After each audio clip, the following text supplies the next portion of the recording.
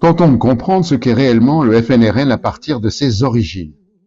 Le Front National est né de la continuité du mouvement fasciste Ordre Nouveau qui a été dissous par le ministère de l'Intérieur de l'époque, Raymond Marcellin, en octobre 1968.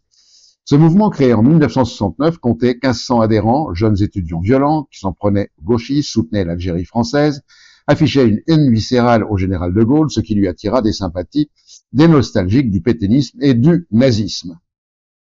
Certains cadres du mouvement, comme Alain Madelin, Patrick Devedjian ou encore Gérard Longuet, ont remisé leur part de fer et leur poids américain pour une carrière politique plus cravatée. Ordre Nouveau voyait dans la création du Front National une possibilité d'afficher une image plus présentable du fascisme et un moyen de parvenir au pouvoir par les urnes.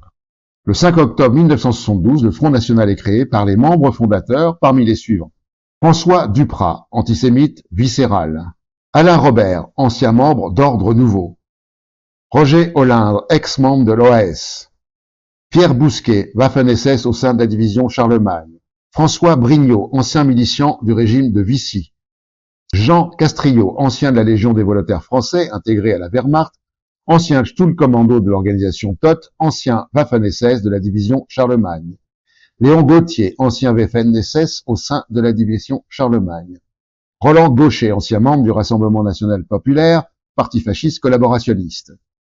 Victor Barthélemy, ancien membre du Parti fasciste populaire français et co-créateur de la Légion des volontaires français, combattant français au sein de la Wehrmacht. Quelques écrits ou déclarations de quelques-uns de ces personnages pour nous faire une idée.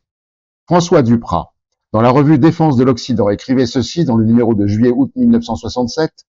L'exploitation des pseudo-6 millions de morts du national-socialisme a arraché à l'Allemagne fédérale 1 milliard de dollars depuis 1952. Pierre Bousquet, en 1986, déclare ne pas considérer son passé SS comme une erreur de jeunesse et précise « En admettant, je dis bien en admettant, qu'il y a eu des chambres à gaz et des tortures, je les condamne ».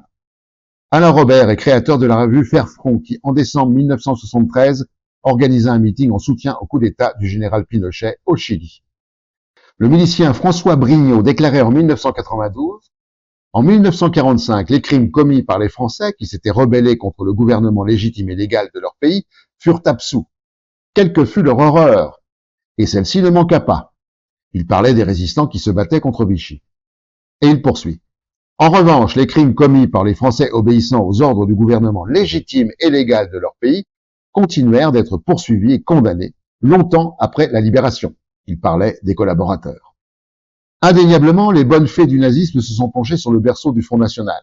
Les racines du FNRN sont plantées dans le terreau nazi et pétiniste et tous les maquillages, tous les artifices, tous les faux semblants ne masquent pas cet ignominieux héritage. Le dernier épisode en date, les hurlements des dirigeants du FNRN contre le droit, marque du fabrique fasciste qui dénie toutes les lois sauf les siennes.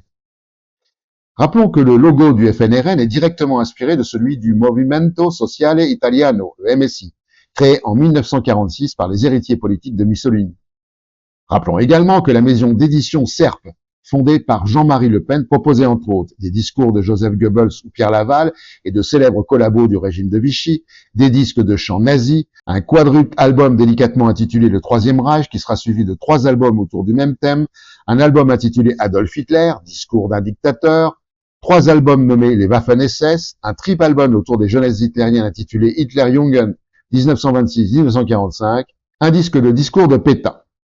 Il n'est pas abusif de désigner le FNRN comme un parti fasciste tant son héritage nazi est flagrant. Prochaine fois, nous nous pencherons sur les propos racistes des candidats du FNRN. À bientôt. Oh